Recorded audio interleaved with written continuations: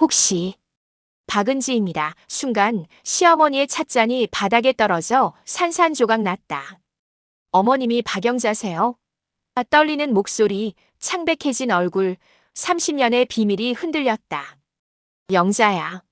한마디 중얼거림이 식당 전체를 얼어붙게 만들었다. 사랑하는 남자의 어머니가 왜 내 어머니 이름에 이렇게 반응하는 거지? 오늘은 여기서 마무리하죠. 도망치듯 사라진 시어머니, 남겨진 의문과 불안. 오늘 사연 시작하기 전에 무료 버튼인 구독과 좋아요를 꾹 눌러주세요. 그러면 여러분들께 복이 찾아올 거예요. 서울 은평구의 작은 피아노 학원에는 오늘도 아이들의 웃음소리가 가득했습니다. 은지는 6살 민준이의 작은 손가락을 잡으며 도레미파를 함께 눌러보고 있었죠. 아이의 서툰 연주에도 은지의 얼굴에는 따뜻한 미소가 번졌습니다. 선생님, 저 잘했죠? 민준이가 고개를 들어 물었습니다. 정말 잘했어요. 다음 주에는 더 어려운 곡도 배워볼까요? 은지는 33세 나이에도 아이들 앞에서만큼은 언제나 밝고 활기찬 모습이었습니다. 하지만 마지막 아이를 배웅하고 혼자 남은 학원에서는 가끔 깊은 한숨을 내쉬곤 했죠.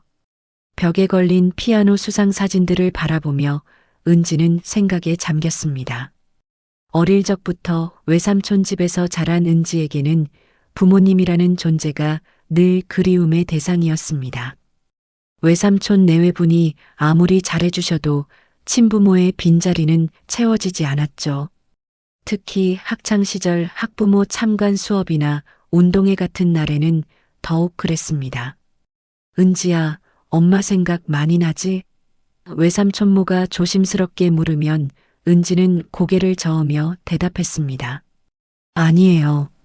전 괜찮아요. 하지만 마음 깊은 곳에서는 늘 궁금했습니다. 엄마는 어떤 사람이었을까? 나를 낳고 얼마나 키워봤을까? 왜 그렇게 일찍 세상을 떠나야 했을까? 엄마는 언제 죽었어? 어린 은지가 물으면 외삼촌은 항상 같은 대답을 했습니다. 내가 너무 어릴 때야. 영자 누나는 참 좋은 사람이었는데. 외삼촌의 눈가에 서리는 안타까움을 본 은지는 더 이상 묻지 않았습니다. 대신 스스로에게 다짐했죠. 난 괜찮다. 혼자서도 잘 살 수 있어. 그렇게 자라온 은지는 음악을 통해 자신만의 세계를 만들어갔습니다. 피아노를 칠 때만큼은 모든 외로움이 사라졌죠.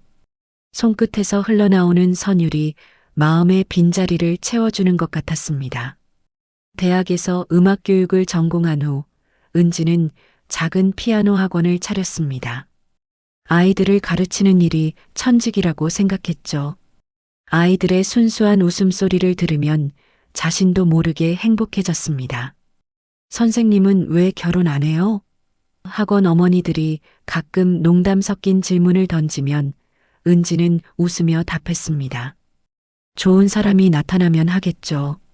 사실 은지에게는 연애 경험이 많지 않았습니다. 항상 자신이 불완전한 사람이라고 생각했거든요. 부모도 없고 제대로 된 가족도 없는 자신과 사랑에 빠질 사람이 있을까 싶었죠. 그런 은지에게도 사랑이 찾아왔습니다. 정우를 처음 만난 것은 지인의 소개팅에서였는데 첫인상부터 남달랐죠.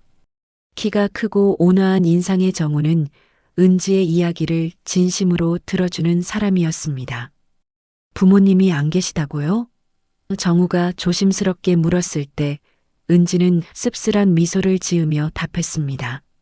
네, 어린 때 돌아가셨어요. 외삼촌 댁에서 자랐죠. 힘드셨겠어요. 아니에요. 난 괜찮아요. 엄마 아빠 없이도 이렇게 잘 컸잖아요. 은지는 언제나 그랬습니다. 슬픈 이야기도 밝게, 아픈 기억도 담담하게 풀어내곤 했죠. 그런 은지의 모습에 정우는 더욱 마음이 끌렸습니다. 자신보다 훨씬 어려운 환경에서 자랐는데도 이렇게 긍정적으로 살아가는 은지가 대단해 보였거든요. 교제를 시작한 지 1년이 지나고 드디어 결혼 이야기가 나왔습니다. 정우가 프러포즈를 했을 때 은지의 눈에는 눈물이 글썽였죠. 정말 저 같은 사람과 결혼하실 건가요? 무슨 소리예요? 당신만큼 좋은 사람이 또 어디 있어요? 하지만 전 부모도 없고 변변한 가족도 없어요. 그런 게 뭐가 중요해요? 저는 은지 씨, 당신 자체를 사랑하는 거예요. 정우의 진심 어린 고백에 은지는 고개를 끄덕였습니다.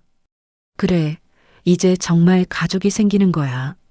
마침내 내게도 따뜻한 가정이 생기는 거야. 하지만 상견례를 앞둔 은지의 마음은 복잡했습니다.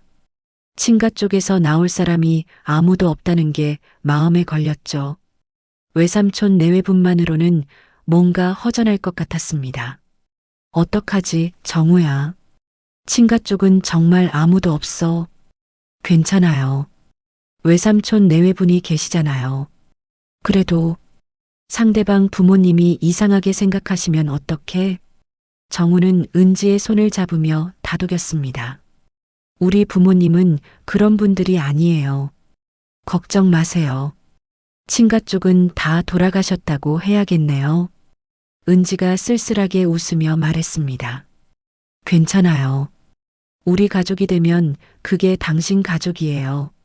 정우의 다정한 말에 은지는 고개를 끄덕였습니다. 그래, 이제 정말 가족이 생기는 거야. 은지는 설레는 마음으로 상견례 날을 기다렸습니다. 피아노 학원 문을 잠그며 은지는 내일 입을 옷을 생각해 봤습니다. 검은색 정장이 좋을까? 아니면 베이지색 원피스가 나을까? 첫인상이 중요하니까 신경을 많이 써야겠다고 생각했죠. 그날 밤 은지는 오랜만에 어머니 박영자의 사진을 꺼내봤습니다. 흐릿하지만 온화한 미소를 짓고 있는 어머니의 모습이었죠. 사진 속 어머니는 은지와 닮은 듯 하면서도 어딘가 다른 느낌이었습니다. 엄마, 내일 상견례예요. 하늘에서 지켜봐 주세요. 좋은 며느리가 될 수 있도록 도와주세요. 은지는 사진에 입을 맞추고는 조심스럽게 서랍 안에 넣어뒀습니다. 내일이면 새로운 가족을 만나게 될 거라는 기대감으로 가슴이 설렜습니다. 비록 자신에게는 친부모가 없지만 이제 새로운 가족의 일원이 될 수 있다는 생각에 행복했죠. 그때의 은지는 알지 못했습니다. 내일 만날 시어머니가 자신의 인생과 어떤 연관이 있는지, 그리고 그 만남이 자신의 모든 것을 뒤바꿔 놓을 거라는 사실을 말이죠. 상견례 당일 은지는 새벽부터 잠이 깼습니다. 거울 앞에서 몇 번이나 옷을 갈아입고 화장도 지우고 다시 하기를 반복했죠.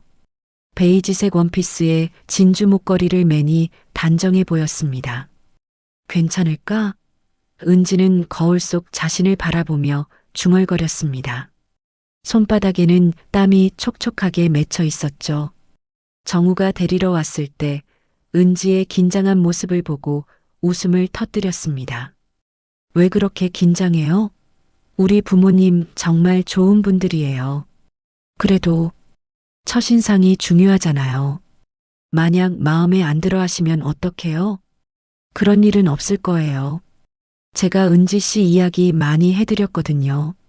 차 안에서 정우는 부모님 이야기를 자세히 해줬습니다.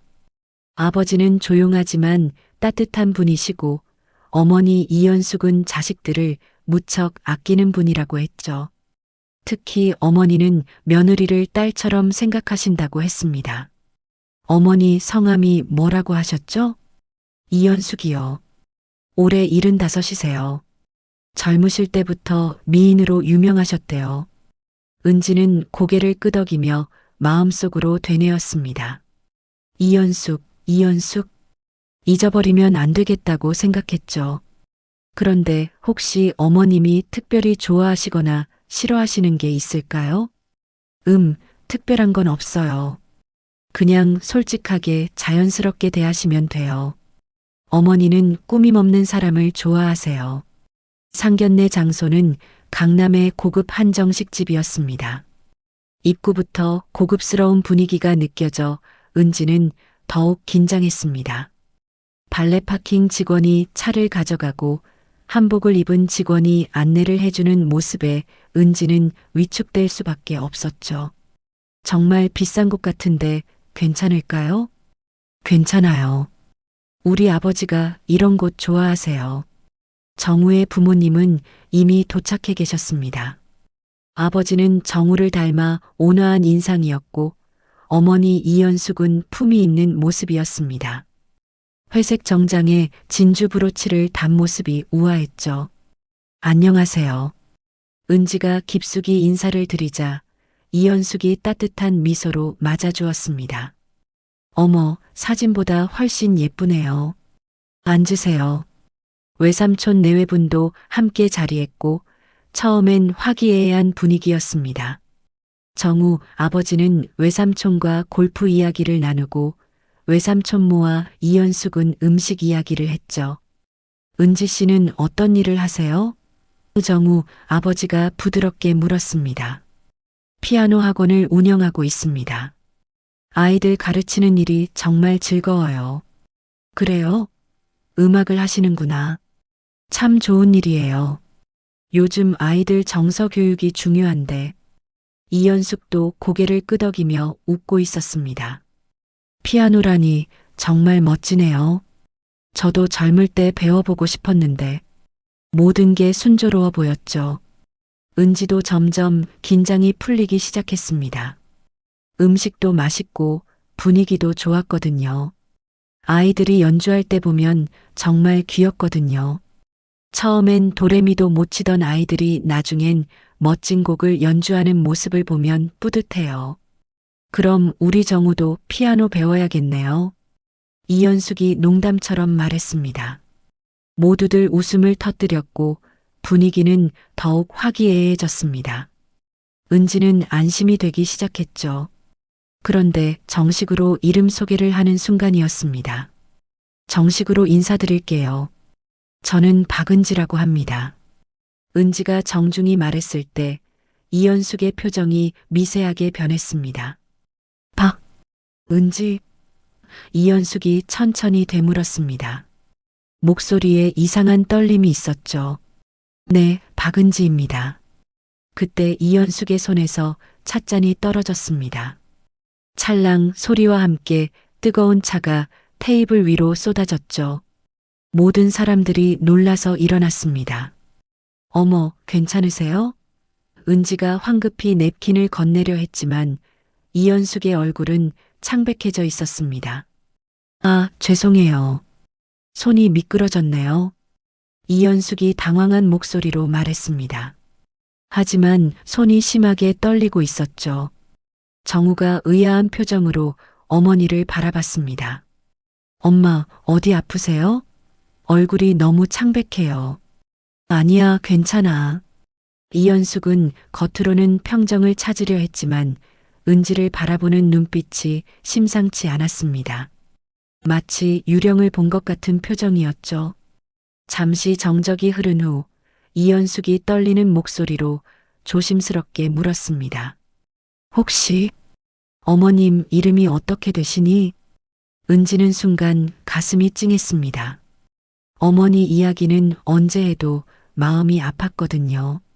박영자요. 제가 어릴 때 돌아가셨지만 주변에서 제가 어머니를 많이 닮았다고 하셨어요. 그 순간 이연숙의 얼굴에서 핏기가 완전히 사라졌습니다. 입술이 파르르 떨리는 게 보였고 숨소리마저 거칠어졌죠. 영자야. 이연숙이 속삭이듯 중얼거렸습니다. 그 목소리에는 그리움과 죄책감, 그리고 충격이 뒤섞여 있었죠. 네. 은지가 다시 물었지만 이연숙은 고개를 젓더니 갑자기 일어났습니다. 죄송해요. 갑자기 몸이 안 좋네요. 오늘은 여기서 마무리하죠. 어머니, 무슨 일이세요? 갑자기 왜 그러세요? 정우가 놀라서 어머니의 팔을 붙잡았습니다. 괜찮아. 그냥 피곤해서 그래. 은지 씨, 오늘 만나서 반가웠어요. 이연숙의 목소리는 떨리고 있었습니다. 평소 침착한 분이라고 들었는데 왜 갑자기 이런 반응을 보이는지 은지는 영문을 알 수 없었죠. 혹시 제가 실례를 했나요? 뭔가 잘못 말한 게 있다면. 아니에요. 정말 아니에요. 당신 잘못이 아니에요. 다음에 또 만나요. 이연숙은 서둘러 자리를 떠났고 정우 아버지도 당황스러운 표정으로 뒤따라갔습니다. 남겨진 사람들은 어리둥절할 수밖에 없었죠. 뭔가 이상하지 않았어? 외삼촌모가 조심스럽게 물었습니다. 저도 그렇게 생각해요. 제 이름 들으시고부터 표정이 완전히 바뀌셨어요.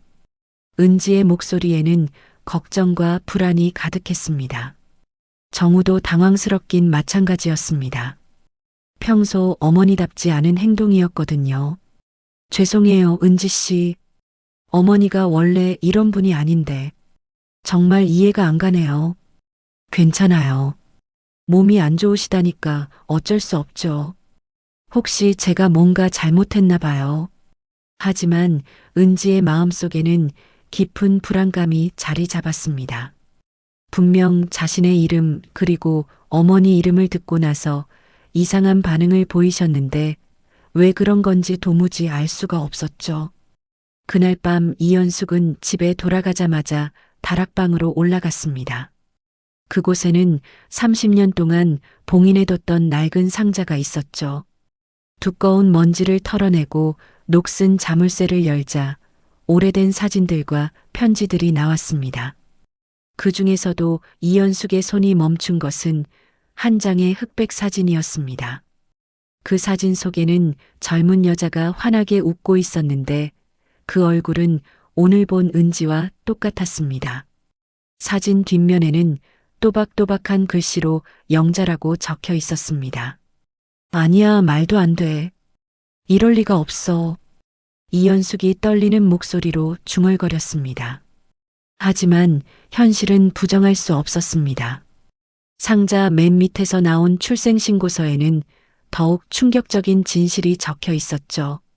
그것을 본 이연숙의 얼굴은 절망으로 일그러졌습니다. 이연숙은 출생신고서를 든 손이 덜덜 떨렸습니다. 30년 전 봉인했던 기억들이 홍수처럼 밀려왔죠. 그날의 절망과 두려움, 그리고 순간적으로 내린 끔찍한 결정이 생생하게 되살아났습니다. 1990년대 초 시골의 가난한 농가에서 자란 이연숙과 영자자매.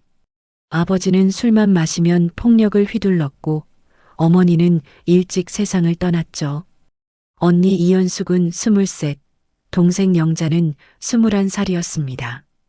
매일 밤 아버지의 술주정과 폭력에 시달리던 자매에게는 집이 지옥과 다름없었습니다. 특히 예쁘게 생긴 영자는 아버지의 표적이 되기 일쑤였죠. 언니, 이대로 살면 우리 다 죽을 거야. 영자가 멍든 얼굴로 울먹였습니다. 그래, 도망가자.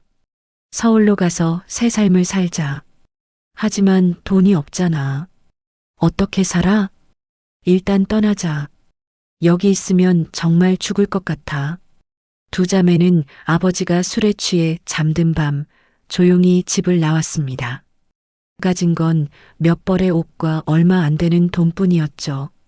그들이 등지고 온 집에는 폭력과 가난만이 남아 있었습니다. 서울역에 도착한 자매는 막막했습니다. 갈 곳도 없고 돈도 떨어져가는 상황에서 찜질방에서 며칠을 버텨야 했죠. 그때 영자가 갑자기 기쁜 소식을 전했습니다. 언니, 사실은 나 임신했어. 뭐라고? 누구 아이야? 재벌가 장남이야. 최정우 아버지 최도원. 그 사람 아이를 가졌어. 이연숙은 충격을 받았습니다. 동생이 언제 그런 남자를 만났는지도 몰랐거든요. 정말이야? 어떻게 만났는데? 카페에서 아르바이트 할 때 만났어. 그 사람이 나한테 반했다고 하더라고. 결혼도 하자고 했어.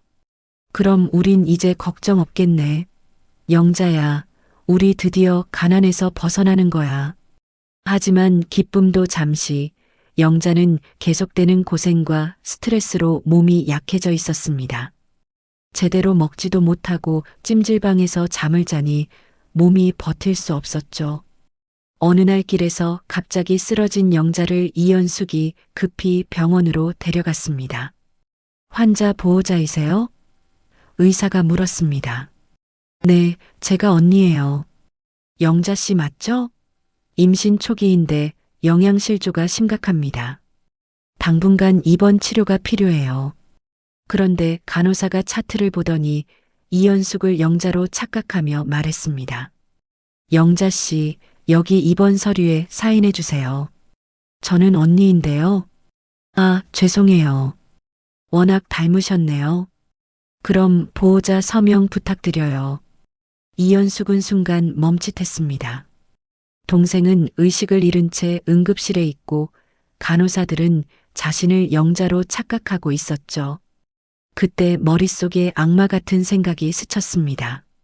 만약 내가 영자라면? 재벌가 며느리가 되는 건 나라면? 나는 언니니까 더 잘할 수 있을 거야. 영자 씨? 간호사가 다시 불렀습니다. 이연숙은 심장이 미친 듯이 뛰는 걸 느꼈습니다. 평생 가난에 시달린 자신에게 주어진 기회라는 생각이 들었죠. 떨리는 손으로 영자라고 사인했습니다. 그 순간이 모든 운명을 바꾼 시작이었습니다. 며칠 후 영자가 깨어났을 때 이연숙은 이미 결정을 내린 상태였습니다. 영자야, 내 아이는 유산했어. 뭐라고? 그럼 내 아이가? 내가 그렇게 소중히 여기던 아이가? 영자는 절망에 빠졌습니다. 아이도 잃고 희망도 사라진 채로 정신적인 충격으로 기억도 흐릿해졌죠. 의사가 그러는데 너무 약해져서 아이를 지킬 수 없었대. 미안해. 사실 영자의 아이는 무사했습니다. 하지만 이연숙은 거짓말을 했죠. 그리고 자신이 다른 남자와 관계에서 임신한 아이를 영자의 아이인 것처럼 바꿔치기 할 계획을 세웠습니다. 한편 이연숙은 영자의 신분으로 최도원을 찾아갔습니다. 저예요, 영자예요. 당신 아이를 가졌어요. 정말이야? 영자야, 보고 싶었어. 어디 있었던 거야?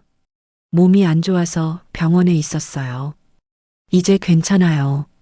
최도원은 기뻐하며 이연숙을 품에 안았습니다.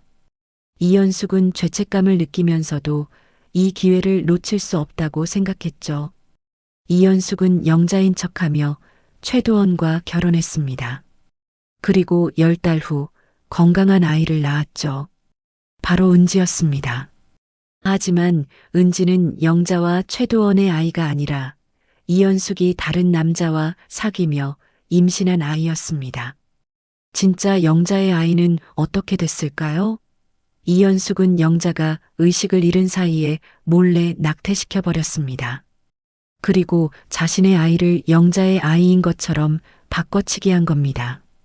내가 뭔 짓을 한 거야. 이연숙은 과거를 회상하며 고통스러워했습니다.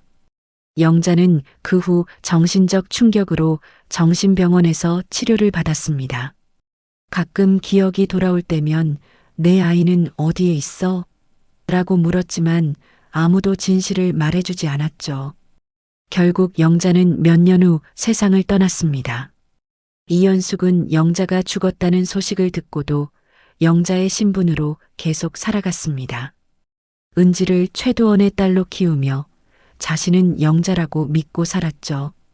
은지는 자신이 이연숙의 친딸이면서도 동시에 이연숙이 신분을 훔친 영자의 조카라고 믿고 자랐습니다. 복잡한 관계였지만 이연숙만이 진실을 알고 있었죠. 영자야, 미안해.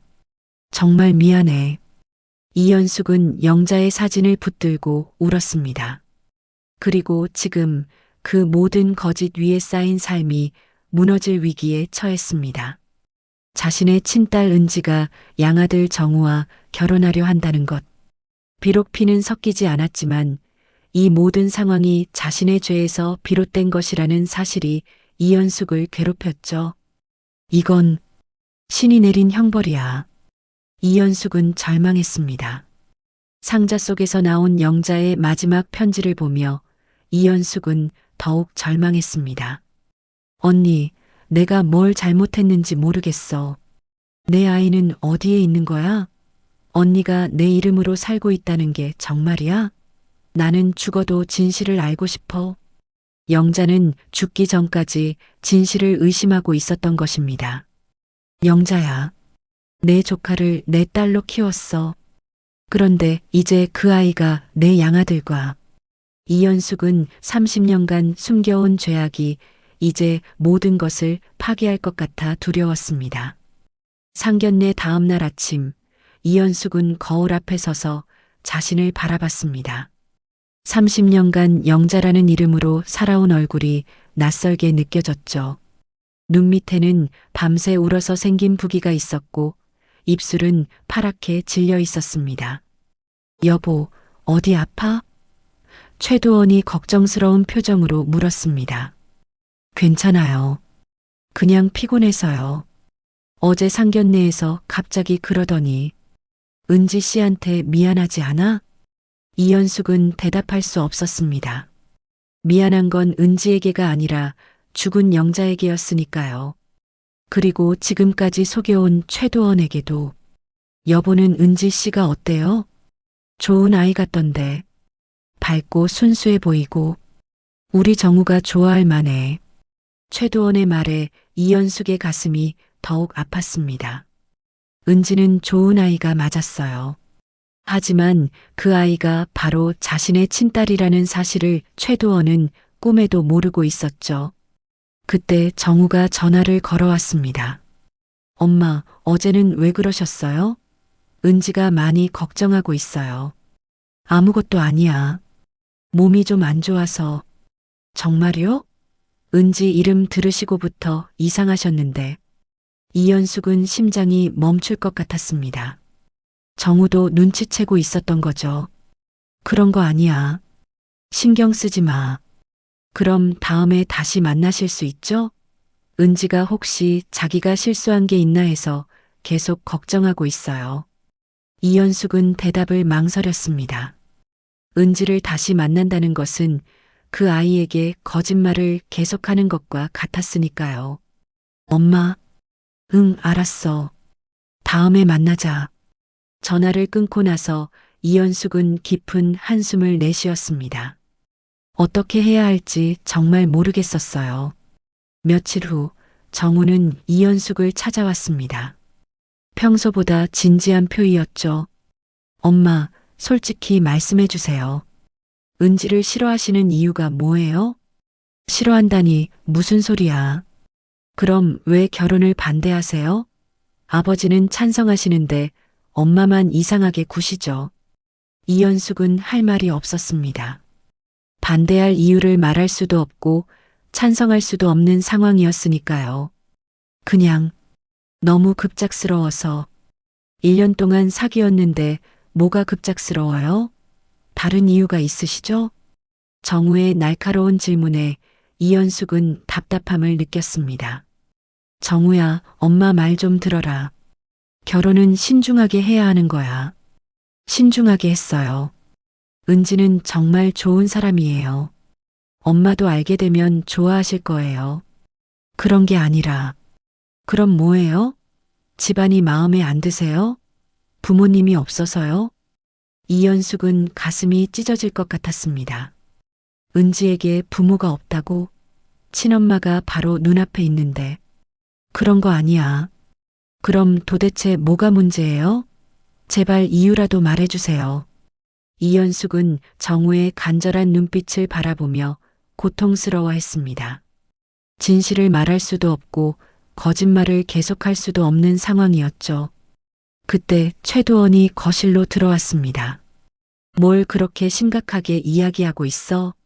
아버지, 엄마가 은지와의 결혼을 반대하세요. 이유도 말해주지 않고. 최도원이 이현숙을 바라봤습니다. 여보, 왜 반대해? 나는 은지 씨가 좋던데. 당신은 몰라요. 뭘 몰라? 설명해봐. 이연숙은 두 남자의 시선을 받으며 벼랑 끝에 선 기분이었습니다. 30년간 지켜온 비밀이 무너질 것 같았어요. 그냥 느낌이 안 좋아요. 느낌이요? 정우가 어이없다는 표정을 지었습니다. 엄마, 그런 식으로 반대하시면 안 되죠. 구체적인 이유가 있어야 해요. 이연숙은 더 이상 견딜 수 없어서 자리에서 일어났습니다. 나는 반대야. 이유는 말할 수 없어. 엄마. 정우가 부르는 소리를 뒤로하고 이연숙은 방으로 들어가 버렸습니다. 문을 잠그고 침대에 주저앉아 눈물을 흘렸죠. 넌 내 딸이야. 그런데 내 아들의 아내가 되겠다니. 이건 신이 내린 형벌이야. 이연숙은 자신의 선택이 얼마나 많은 사람들을 불행하게 만들고 있는지 깨닫기 시작했습니다. 은지도, 정우도, 그리고 자신도. 며칠 후 정우, 아버지 쪽 친척들이 모인 자리에서 은지에 대한 이야기가 나왔습니다. 그 여자 집안이 어떻게 된다고 했지? 부모님이 일찍 돌아가셔서 외삼촌 댁에서 자랐다고 하던데. 그럼 재산도 없겠네. 집안 배경도 없고. 요즘 시대에 그런 게 뭐가 중요해? 최도원이 말했지만 친척들의 시선은 곱지 않았습니다. 도원아, 너는 그렇게 생각해도 세상 사람들은 달라. 재벌가 며느리로서 부족하지 않나? 게다가 어머니 신혼도 뚜렷하지 않다면서. 박영자라고 했나? 들어본 적도 없는 이름이야. 이연숙은 그 말을 듣고 온몸이 얼어붙는 것을 느꼈습니다. 박영자, 자신이 죽인 동생의 이름이었죠. 영자 이름을 함부로 말하지 마세요. 이연숙이 갑자기 날카로운 목소리로 말했습니다. 모든 사람들이 놀라서 이연숙을 바라봤죠. 영자를 아세요? 아니, 그냥 죽은 사람 이름을 함부로 하면 안 된다고 생각해서. 이연숙은 자신의 실수를 깨닫고 당황했습니다. 하지만 이미 늦었죠. 친척들의 의심스러운 시선이 이연숙에게 쏠렸습니다. 그날 밤 이연숙은 또다시 잠들지 못했습니다. 은지의 얼굴이 자꾸 떠올랐고 영자의 목소리가 귓가에 맴돌았죠. 언니, 왜 내 인생을 가져갔어? 왜 내 이름으로 살고 있어? 미안해, 영자야. 정말 미안해. 하지만 후회해도 이미 돌이킬 수 없는 일이었습니다. 30년간 쌓인 거짓말의 탑이 이제 무너질 시간이 다가오고 있었죠. 상견례 이후 일주일이 지났지만 은지는 여전히 불안했습니다. 이연숙의 이상한 반응이 계속 머릿속을 맴돌았거든요. 피아노 학원에서 아이들을 가르치면서도 집중이 되지 않았습니다. 선생님, 괜찮으세요? 오늘 좀 이상해요. 초등학교 3학년인 수진이가 걱정스럽게 물었습니다. 아, 미안해. 선생님이 좀 피곤해서 그래. 다시 연주해 볼까? 하지만 은지의 마음은 온통 시어머니 생각뿐이었습니다. 자신의 이름을 듣고 그렇게 놀란 이유가 뭘까? 특히 어머니 이름인 박영자를 말했을 때의 그 표정은 잊을 수가 없었죠. 그날 저녁 정우가 찾아왔습니다. 평소보다 어두운 표정이었어요. 은지야, 미안해. 우리 엄마 때문에 상처받았지? 아니야, 괜찮아. 몸이 안 좋으셨다니까. 하지만 이상해. 엄마가 원래 그런 분이 아닌데 요즘 계속 이상하셔. 은지는 정우의 말에 더욱 신경이 쓰였습니다. 혹시 나 때문에 그런 거 아닐까? 내가 뭔가 잘못했나? 그런 게 아니야. 엄마가 결혼을 반대하고 계세요. 반대? 은지의 가슴이 철렁 내려앉았습니다. 역시 자신을 싫어하는 거였어요. 왜 반대하시는데? 이유를 말씀해 주지 않으세요. 그냥 안 된다고만 하시고. 은지는 눈물이 날 것 같았습니다. 평생 부모 없이 자란 자신이 재벌가 며느리가 되기에는 부족하다고 생각하시는 걸까요? 정우야, 나 때문에 너희 가족이 힘들어지는 것 같아서 미안해. 무슨 소리야? 나는 은지를 포기할 수 없어. 엄마를 설득해 볼게. 하지만 며칠 후 더 큰 문제가 생겼습니다. 정우 아버지 쪽 친척들이 은지의 출신을 문제 삼기 시작한 거였어요. 혼자 자란 아이가 우리 집안 며느리로 적합한지 모르겠어. 게다가 어머니 신원도 확실하지 않다면서 박영자라고 하는데 어떤 집안 사람인지도 모르잖아. 소문은 빠르게 퍼졌고 결국 은지의 귀에도 들어왔습니다. 은지야, 신경 쓰지 마. 그런 사람들 말은 무시해.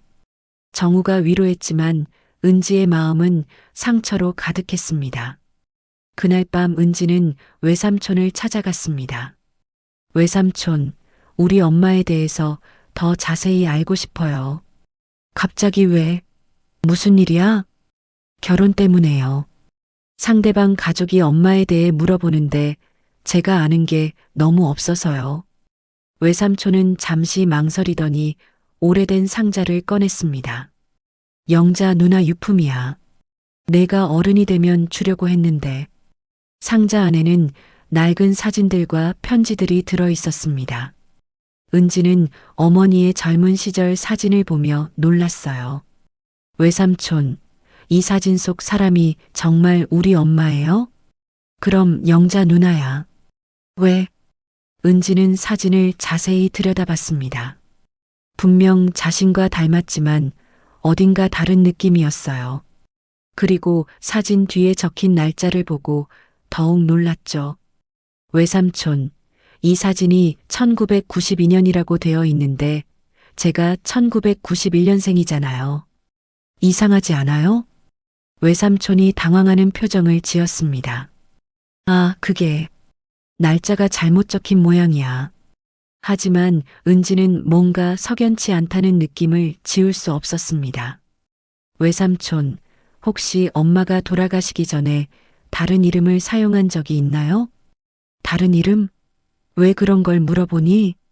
그냥 궁금해서요. 외삼촌은 더욱 불편한 표정을 지었습니다. 뭔가 숨기고 있다는 게 분명했어요. 그날 밤 은지는 어머니의 유품들을 자세히 살펴봤습니다. 그 중에서 한 장의 편지가 눈에 띄었죠. 연숙 언니에게 내 이름을 빌려줘서 고마워. 하지만 이제 그만 돌려줘. 나도 내 인생을 살고 싶어. 은지는 편지를 읽고 충격을 받았습니다.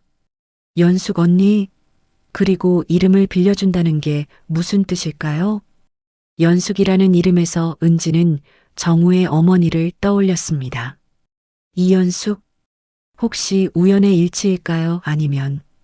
은지는 더 많은 편지들을 찾아 읽어봤습니다. 그럴수록 이상한 점들이 더 많이 발견됐어요. 언니는 왜 내 이름으로 살고 있어? 내 아이는 어디에 있는 거야? 언니, 제발 진실을 말해줘. 나는 정말 미치겠어. 은지의 손이 떨렸습니다. 이 편지들이 정말 어머니가 쓴 걸까요? 그럼 연숙 언니는 누구고 왜 어머니 이름을 빌렸다는 걸까요? 더욱 충격적인 건 마지막 편지였습니다. 연숙 언니, 나는 곧 죽을 것 같아. 하지만 죽기 전에 내 조카를 보고 싶어. 그 아이가 언니 딸로 자라고 있다는 게 정말이야? 그 아이 이름이 은지라고? 은지는 편지를 읽다가 그만 주저앉았습니다. 자신의 이름이 나와 있었거든요. 그리고 조카라는 표현. 그럼 자신은 어머니의 딸이 아니라 조카라는 뜻인가요? 이게 무슨 일이야? 은지는 혼란스러웠습니다. 지금까지 알고 있던 모든 것이 거짓일지도 모른다는 생각이 들었어요. 다음 날 은지는 용기를 내어 외삼촌에게 편지를 보여줬습니다. 외삼촌, 이게 뭐예요? 제가 엄마 딸이 아니라 조카라는 뜻인가요? 외삼촌의 얼굴이 창백해졌습니다. 은지야, 그건 제발 진실을 말해주세요. 저에게는 알 권리가 있어요. 외삼촌은 한참을 망설이다가 입을 열었습니다. 영자는 내 고모였어. 내 친엄마는 따로 있었단다. 그럼 제 친엄마는 누구예요? 그건 나도 정확히 모르겠어. 영자가 죽기 전에 혼란스러운 말만 했거든. 은지는 머리가 어지러웠습니다. 그럼 지금까지 엄마라고 부르던 박영자는 고모였고 진짜 엄마는 따로 있다는 뜻인가요? 그리고 편지에 나온 연숙 언니. 혹시 정우의 어머니 이연숙과 관련이 있는 건 아닐까요? 설마 내가 자랐던 엄마가 진짜 엄마가 아니었다면? 시어머니가 왜 자꾸 날 보고 눈물을 삼켰는지 이제야 알 것 같아. 은지는 모든 퍼즐 조각들이 맞춰지기 시작하는 것을 느꼈습니다. 진실은 생각보다 훨씬 복잡하고 충격적일 것 같았어요. 은지는 며칠 밤을 새워가며 어머니의 유품을 정리했습니다. 편지 하나하나, 사진 한 장 한 장이 새로운 의문을 낳았죠. 그 중에서도 가장 충격적인 건 병원 진료 기록부였습니다. 1991년 3월 환자명 박영자, 정신과 치료. 은지는 숨이 막혔습니다. 자신이 태어난 해에 어머니가 정신과 치료를 받았다는 기록이었거든요. 더 놀라운 건 그 아래 적힌 메모였습니다. 환자는 지속적으로 자신의 아이를 찾고 있음. 신분 도용에 대한 피해 망상 호소. 신분 도용? 은지가 중얼거렸습니다. 그때 외삼촌이 은지를 찾아왔습니다. 며칠 전 대화 이후 피하고 있던 외삼촌이 먼저 찾아온 것을 보니 뭔가 중요한 이야기가 있는 것 같았어요. 은지야, 앉아라. 이제 정말로 다 말해줄게. 외삼촌, 내가 알아야 할 때가 온 것 같구나. 외삼촌은 깊은 숨을 쉬고는 입을 열었습니다. 영자는 정말 내 고모가 맞아. 하지만 내 친엄마가 누구인지는 복잡한 이야기야. 말해주세요. 저는 들을 준비가 되어 있어요. 영자에게는 언니가 있었어. 이름이 연숙이었지. 둘이 함께 서울로 올라왔는데 어느 날부터 영자가 이상해지기 시작했어.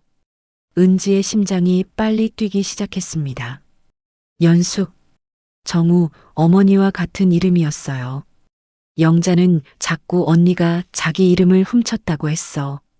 자기 아이도 빼앗겼다고 하면서 울기만 했지.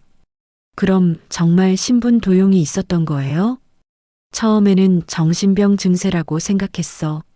하지만 영자가 죽기 직전에 남긴 말을 들으니 혹시 정말일지도 모르겠더라고. 외삼촌은 주머니에서 낡은 메모지를 꺼냈습니다. 이게 영자가 마지막으로 쓴 메모야. 읽어봐. 은지는 떨리는 손으로 메모를 받아 읽었습니다. 연숙 언니는 지금 최도원과 결혼해서 잘 살고 있을 거야. 내 이름으로. 그리고 내 조카 은지를 자기 딸로 키우고 있겠지. 은지야, 고모가 미안해. 너의 진짜 엄마를 찾아주지 못해서. 은지는 메모를 읽다가 그만 눈물을 흘렸습니다. 최도원, 정우 아버지 이름이었어요. 외삼촌, 그럼 정우 어머니 이연숙이 아마도 영자의 언니일 거야. 그리고 내 친엄마일 가능성이 높아. 은지는 온몸에 소름이 돋았습니다. 자신이 사랑하는 남자의 어머니가 자신의 친엄마라니. 그럼 정우와 자신은 무슨 사이인 거죠? 그럼 저는 정우아, 남매는 아니야. 너는 연숙의 친딸이고 정우는 최도원의 아들이니까. 피는 안 섞였어. 하지만 은지에게는 피가 섞였느냐가 중요한 게 아니었습니다. 평생 자신을 버린 엄마라고 생각했던 사람이 사실은 자신을 포기하지 않으려던 사람이었고, 진짜 엄마는 자신을 버린 게 아니라 다른 신분으로 살고 있었다는 사실이 충격적이었어요. 저는 어떻게 해야 하죠? 일단 확인을 해봐야지. 정말 이연숙이 내 친엄마인지. 그날 밤 은지는 정우에게 전화를 걸었습니다. 정우야, 내일 시간 있어? 왜? 무슨 일이야? 어머니와 개인적으로 만나고 싶어. 엄마와? 갑자기 왜? 은지는 잠시 망설였습니다.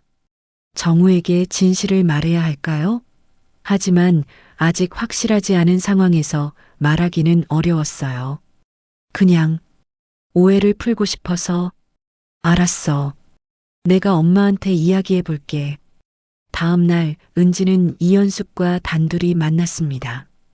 조용한 카페에서 마주 앉은 두 사람 사이에는 묘한 긴장감이 흘렀어요. 어머님, 저 때문에 걱정 많으셨죠? 이현숙은 은지를 바라보며 복잡한 표정을 지었습니다. 자신의 친딸이지만 모르는 척 해야 하는 상황이 얼마나 고통스러운지 모르겠어요. 아니야, 괜찮어. 혹시 저희 어머니를 아셨나요? 이현숙의 손이 떨렸습니다. 드디어 은지가 눈치채기 시작한 건가요? 왜 그런 걸 물어보니? 박영자요. 제 어머니 박영자를 혹시 아셨나요? 모르는 이름이네. 하지만 이현숙의 목소리는 떨리고 있었습니다. 은지는 그것을 놓치지 않았어요. 정말 모르세요? 어머님이 제 이름 들으시고 놀라신 건 우연이었나요? 은지야.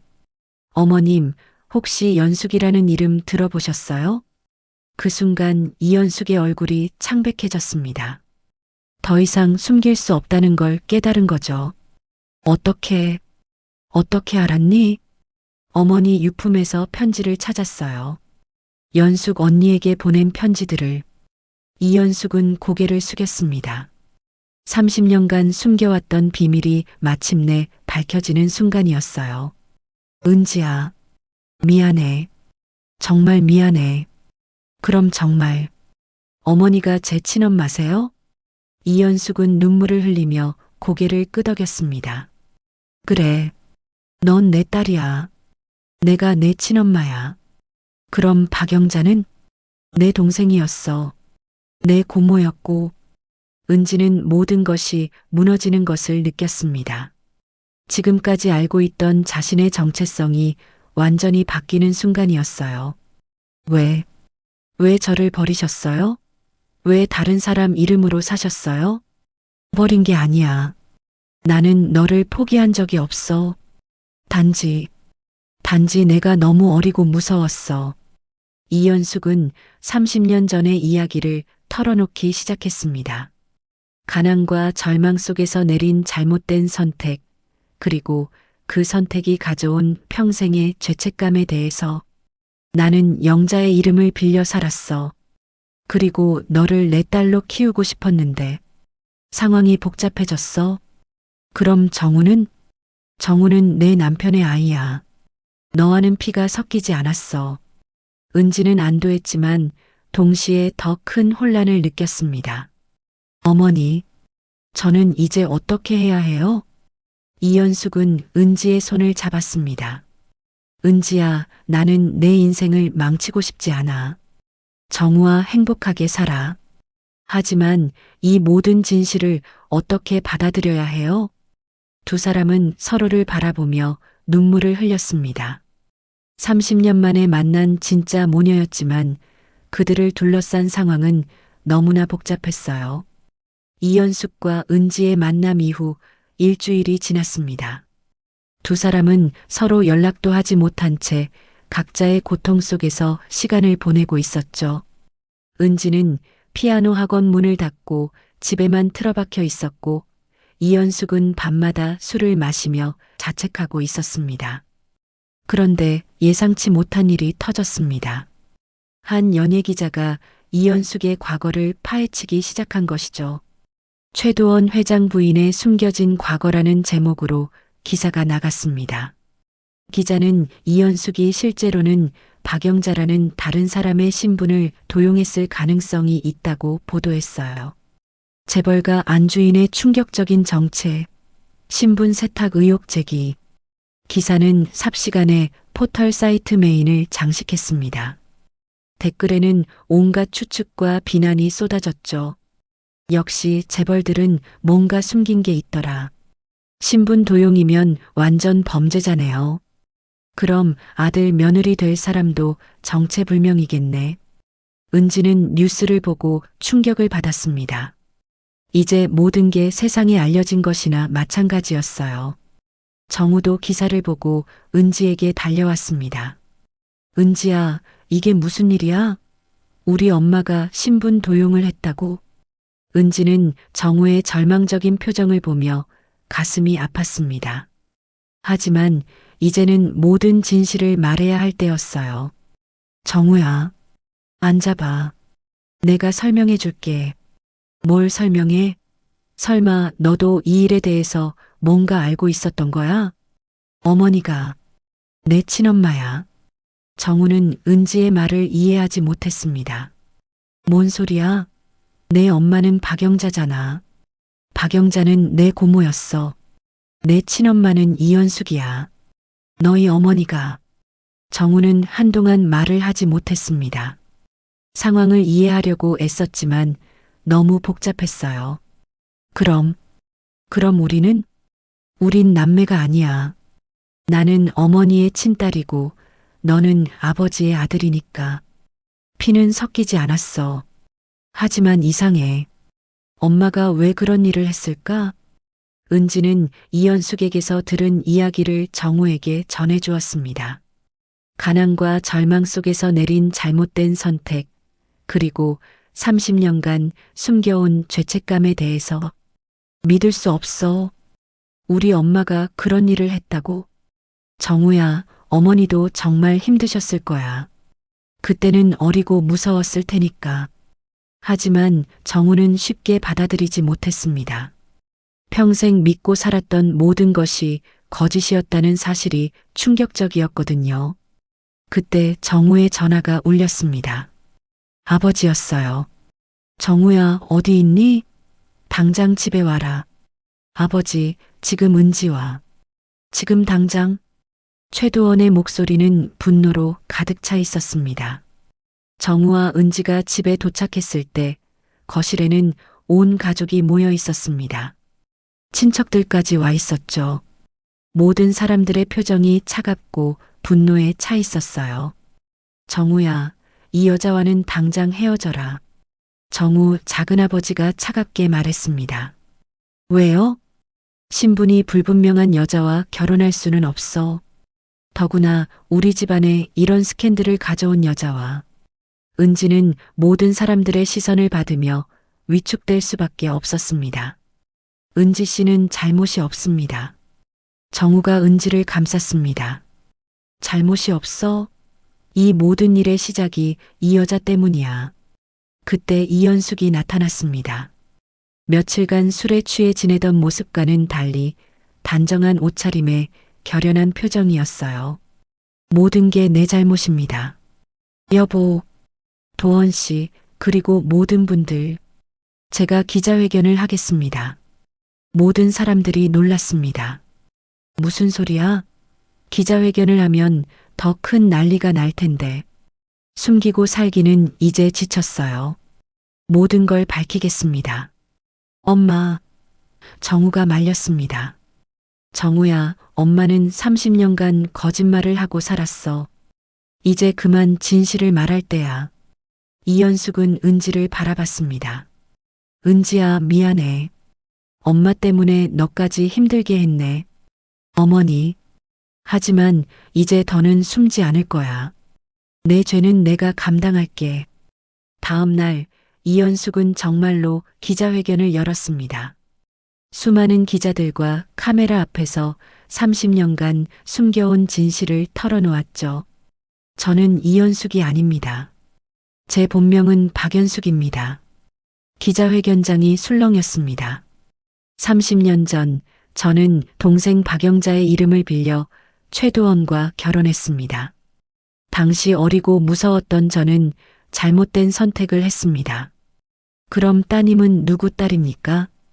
은지는 제 친딸입니다.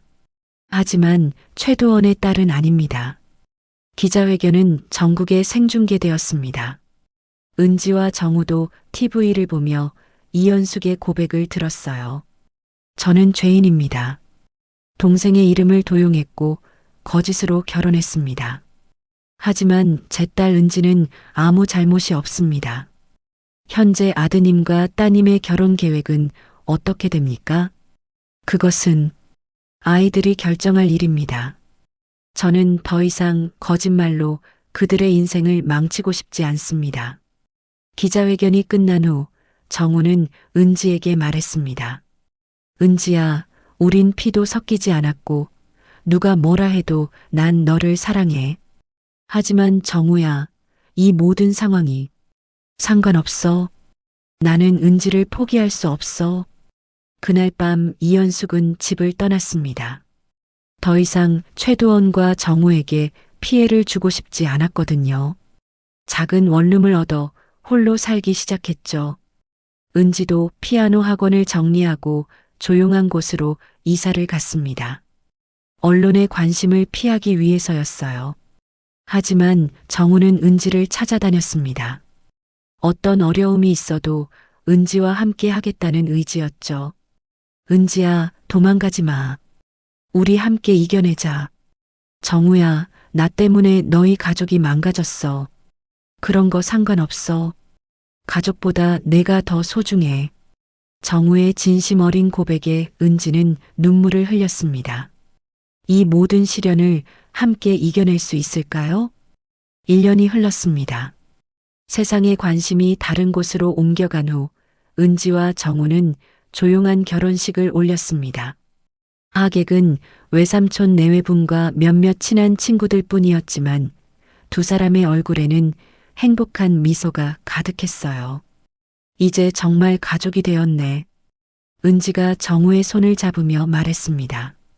우리는 처음부터 가족이었어. 다만 조금 복잡한 가족이었을 뿐이야. 결혼 후 두 사람은 서울 외곽의 조용한 동네에 터를 잡았습니다. 은지는 작은 피아노 교육센터를 열었고 정우는 회사를 그만두고 함께 센터를 운영하기 시작했죠. 특히 어려운 환경의 아이들을 위한 무료 교육에 힘썼습니다. 선생님, 이 곡 너무 어려워요. 8살 민지가 투덜거렸습니다. 괜찮아. 천천히 하면 돼. 선생님도 처음엔 어려웠거든. 은지가 다정하게 말했습니다. 정말요? 선생님도 처음엔 못 쳤어요? 그럼 누구나 처음은 어려워. 하지만 포기하지 않으면 반드시 할 수 있어. 은지는 아이들을 가르치며 자신의 상처도 치유해 나갔습니다. 아이들의 순수한 웃음소리가 마음의 평안을 가져다 주었거든요. 한편 이현숙은 작은 원룸에서 혼자 살면서 복지재단에서 봉사활동을 하고 있었습니다. 가명을 써서 조용히 활동했지만 그녀의 진심 어린 봉사는 많은 사람들에게 도움이 되었죠. 연숙 씨, 오늘도 고생 많으셨어요. 복지재단 직원이 말했습니다. 아니에요. 오히려 제가 도움을 받는 기분이에요. 이연숙에게는 봉사가 속죄의 의미였습니다. 30년간 거짓으로 살았던 죄를 조금이라도 갚고 싶었거든요. 어느 날 이연숙은 은지의 피아노 교육센터 앞을 지나게 되었습니다. 멀리서 은지가 아이들을 가르치는 모습을 바라보며 눈물을 흘렸죠. 저 아이가 내 딸이구나. 이제야 제대로 된 삶을 살고 있어. 이연숙은 다가가고 싶었지만 발길을 돌렸습니다. 은지의 평안한 삶에 방해가 되고 싶지 않았거든요. 그런데 어느 날 예상치 못한 일이 일어났습니다. 은지가 이연숙을 찾아온 것이죠. 어머니, 은지야? 어떻게 여길? 어머니 계신 곳을 알아보는데 시간이 좀 걸렸어요. 이연숙의 초라한 원룸을 본 은지는 마음이 아팠습니다. 화려했던 재벌가 안주인의 모습은 온데간데 없었어요. 왜 왔니? 너는 이제 행복하게 살아야 해. 어머니도 행복하셔야죠. 혼자서 이렇게 살면 안 돼요. 은지는 이연숙의 손을 잡았습니다. 30년 만에 제대로 잡아본 친엄마의 손이었어요. 은지야, 엄마는 괜찮아. 너만 행복하면 돼. 어머니, 저희랑 같이 사세요. 정우도 그러면 좋겠다고 했어요. 정우가? 정말? 네. 정우는 어머니가 자기 친엄마라고 생각해요. 모든 걸 용서했어요. 이연숙은 눈물을 흘렸습니다. 정우가 자신을 용서해준다는 말에 가슴이 벅찼어요. 하지만 세상 사람들이 뭐라고 할까? 상관없어요. 우리는 가족이에요. 진짜 가족. 그날부터 이연숙은 은지와 정우의 집 근처로 이사했습니다. 함께 살지는 않았지만 자주 만나며 잃어버린 시간을 조금씩 되찾아갔죠. 어머니, 이거 어떻게 만드는 거예요? 은지가 부엌에서 물었습니다. 아, 그건 내가 어릴 때 좋아하던 음식이야. 영자가 자주 만들어줬다고 했는데. 고모가요? 응. 영자는 정말 요리를 잘했어. 너를 무척 아꼈지. 이연숙은 영자에 대한 이야기를 들려주며 은지에게 진짜 가족의 역사를 전해주었습니다. 슬픈 이야기였지만 은지는 자신의 뿌리를 알아가는 것이 소중했어요. 어느 날 은지는 어머니의 생전 노트를 발견했습니다. 영자가 정신병원에서 쓴 일기였죠. 연숙 언니, 나도 언니처럼 용기 내어 살아볼게. 비록 내 아이는 볼 수 없지만 그 아이가 행복하게 자라기를 바라. 언니가 잘 키워줄 거라 믿어. 은지는 일기를 읽으며 고모의 마음을 이해할 수 있었습니다. 원망하지 않고 오히려 언니를 이해하려 했던 고모의 마음이. 고모도 어머니를 사랑했던 거네요. 그래. 영자는 마지막까지 나를 미워하지 않았어. 오히려 고마워했지. 왜요? 내가 잘 자랄 수 있게 해줘서. 영자는 내가 행복하기만 바랐어. 그 얘기를 듣고 은지는 더욱 평안해졌습니다. 자신을 둘러싼 모든 어른들이 사랑으로 자신을 지켜주었다는 걸 알게 되었거든요. 몇 달 후 은지는 임신 소식을 알렸습니다. 정말 우리 손자가? 이연숙이 기뻐하며 물었습니다. 네. 이제 정말 새로운 시작이에요. 그 아이에게는 거짓말하지 않을 거야. 모든 진실을 말해줄 거고. 은지는 고개를 끄덕였습니다.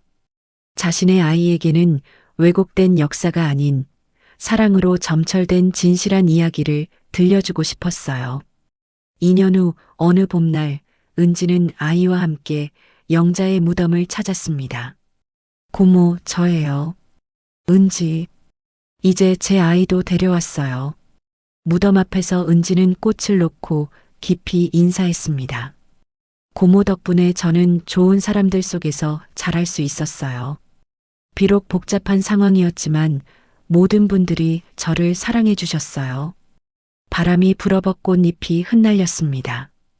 마치 영자가 답장을 보내는 것 같았어요. 이연숙도 무덤 앞에서 말했습니다. 영자야, 이제야 모든 걸 정리했어. 은지는 정말 좋은 엄마가 될 거야. 너처럼 따뜻하고 사랑이 많은. 그날 저녁 가족들이 모여 저녁을 먹었습니다. 이연숙, 은지, 정우, 그리고 갓 태어난 아기까지. 복잡했던 과거를 뒤로하고 진정한 가족이 된 것이죠. 사랑했기에 훔친 인생. 이제는 되돌릴 수 없어도 그 아이에게 진심을 남길 수 있기를. 이연숙이 조용히 중얼거렸습니다. 은지는 어머니의 말을 들으며 미소 지었습니다. 이제는 모든 것이 용서되고 치유되었다는 걸 느꼈거든요. 창밖으로 따뜻한 석양이 비치고 아기의 웃음소리가 집안을 가득 채웠습니다. 길고 복잡했던 이야기가 마침내 행복한 결말을 맞이한 순간이었어요.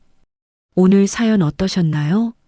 여러분의 구독과 좋아요가 저에게 큰 힘이 됩니다.